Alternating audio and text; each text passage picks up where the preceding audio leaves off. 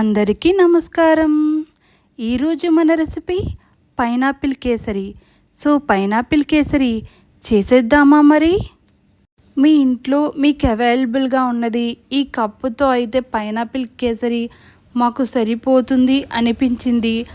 ఏదైనా ఒక కప్పు కొలతగా తీసుకుని దాని నిండా పైనాపిల్ ముక్కలను నేను వీడియోలో చూపించిన సైజులో కట్ చేసుకుని వేసుకోండి.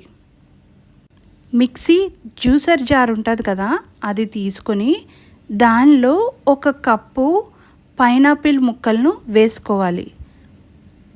ఈ ముక్కలను జ్యూస్ కింద చేసుకోవాలి.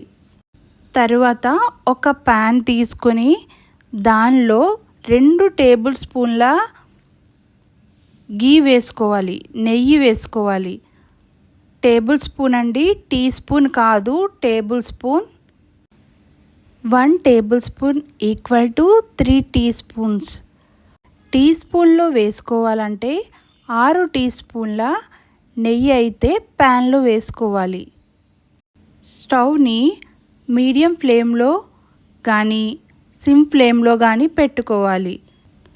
నెయ్యి వేడెక్కాక 3 టేబుల్ స్పూన్ల జీడిపప్పు వేసుకోవాలి. 10 బాదంని చిన్న చిన్న ముక్కలుగా చేసుకుని వేసుకోవాలి. మీ ఇష్టం, మీకు కావాలంటే ఇంకా డ్రై ఫ్రూట్స్ యాడ్ చేసుకోవచ్చు. ఈ డ్రై ఫ్రూట్స్ని సిమ్ ఫ్లేమ్లో పెట్టుకొని లైట్ బ్రౌన్ కలర్ వచ్చేంత వరకు ఫ్రై చేసుకోవాలి. తర్వాత ఈ డ్రై ఫ్రూట్స్ని పక్కకు తీసేసుకొని ఒక బౌల్లో వేసుకోవాలి. మీరు బిగినర్స్ అయితే, మీకు ఇదే ఫస్ట్ టైం చేయడం అయితే, ఏ రెసిపీ అయినా సరే సిమ్లో కానీ మీడియం ఫ్లేమ్లో కానీ పెట్టుకుని మీరు చేస్తే ఆ కర్రీ త్వరగా పాడవదు. అండ్ ఏంటంటే మాడిపోకుండా ఉంటుంది. తర్వాత మనం జీడిపప్పును వేపుకున్నాం కదా, అదే ప్యాన్లో ఆ నెయ్యిలో ఒక కప్పు, మనం ఏ కప్పుతో అయితే పైనాపిల్ ముక్కలు తీసుకున్నామో అదే కప్పుతో గోధుమ నూక, సూజీ రవ్వ వేసుకుని నెమ్మదిగా ఫ్రై చేసుకోవాలి. నెమ్మదిగా ఇది ఉండలు కింద అవుతుంది. అప్పుడు నెమ్మదిగా వీడియోలో చూపించిన విధంగా చేసుకుంటూ నెమ్మదిగా ఈ నెయ్యిలో అంతా ఫ్రై అయ్యేలా బాగా ఫ్రై చేసుకోవాలి. ఇది మాడకుండా జాగ్రత్తగా ఫ్రై చేసుకోవాలి. మంచి సువాసన, ఫ్రై అయిన సువాసన, మంచి సువాసన వస్తుంది. అలా వచ్చిన వెంటనే పైనాపిల్ జ్యూస్ని సూజీ రవ్వలో వేసుకోవాలి. 1 కప్పు పైనాపిల్ ముక్కలకు 2.25 కప్పులు పైనాపిల్ జ్యూస్ వచ్చింది. ఈ పైనాపిల్ ముక్కలను గ్రైండ్ చేసుకున్నప్పుడు 1 కప్పు నీళ్లను పైనాపిల్ ముక్కల్లో వేసుకున్నాను. నెమ్మదిగా పైనాపిల్ సూజీ కలిసేలా కలుపుకోవాలి. ఉండలు ఏమైనా వచ్చినట్టు అనిపిస్తే నెమ్మదిగా వీడియోలో చూపించిన విధంగా ఇలా నెమ్మదిగా నొక్కుతూ ఉంటే ఈ ఉండలు ఏమైనా ఉంటే కరిగిపోతాయి. ఉండలు లేకుండా జాగ్రత్తగా ఈ పైనాపిల్ జ్యూస్ సూజీ రవ్వ కలిసేలా కలుపుకోవాలి.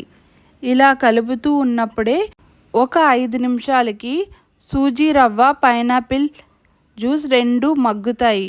మగ్గినప్పుడు 1 కప్పు, మనం ఏ కప్పుతో అయితే పైనాపిల్ ముక్కలు తీసుకున్నామో అదే కప్పుతో పంచదారను కూడా దీనిలో వేసుకోవాలి. ఇలా వేసుకున్నప్పుడు కలుపుతూ ఉంటే తిక్కుగా ఉండి కలపడం కష్టంగా ఉంటుంది. అయినా కొద్దిసేపటికి ఇదంతా కరిగి పల్చగా అవుతుంది. దీనిని మనం కలపకుండా ఆపేస్తే అడుగంటుతుంది. అడుగంటకుండా మీడియం ఫ్లేమ్లో పెట్టుకుని కంటిన్యూస్గా కలుపుతూ ఉండాలి. తరువాత 2 టేబుల్ స్పూన్ల నెయ్యిని వేసుకుని మరలా కలుపుతూ ఉండాలి. ఇలా నెయ్యి వేసుకోవడం వల్ల పైనాపిల్ కేసరి అనేది మరింత రుచిగా తయారవుతుంది. మీరు ఏ కప్పుతో అయితే పైనాపిల్ ముక్కలు తీసుకున్నారో ఆ కప్పుకి 1/2 వంతు నెయ్యి వేసుకుంటే మరింత టేస్టీగా పైనాపిల్ కేసరి అనేది ఉంటుంది. ఆ నెయ్యి వేసుకుని బాగా కలుపుకున్నాక మరి కొద్దిసేపటికి ఇంకో 2 టేబుల్ స్పూన్ల నెయ్యి వేసుకుని మరలా కలుపుకోవాలి. ఇలా కలుపుకోవడం వల్ల నెయ్యి ఫ్లేవర్ అనేది కేసరికి బాగా పడుతుంది. అలా కొంచెం సేపు 5 నుంచి 6 నిమిషాలు కలుపుకోవడం వలన కేసరి అనేది రెడీ అవుతుంది. దీనిలో నేను ఎటువంటి ఫుడ్ కలర్ యూజ్ చేయలేదు. కేసరిలో మనం వేసుకున్న పైనాపిల్ జ్యూస్ వల్లే ఈ కలర్ అయితే వచ్చింది. మీకు కావాలంటే కాజు బాదంతో పాటు కిస్మిస్ని కూడా వేసుకోవచ్చు. ఫైనల్గా మనం ఫ్రై చేసి పక్కన పెట్టుకున్న కాజు బాదంని దీనిలో వేసుకోవాలి. ఇలా వేసుకొని ఒకసారి బాగా కలుపుకున్న తర్వాత స్టవ్ ఆఫ్ చేసుకోవాలి. ఫైనల్గా అయితే మన పైనాపిల్ కేసరి రెడీ అయింది. ఈ రెసిపీని ఈరోజే మీ ఇంట్లో ట్రై చేసేయండి.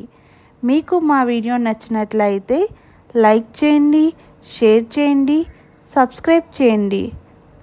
Thank you for watching.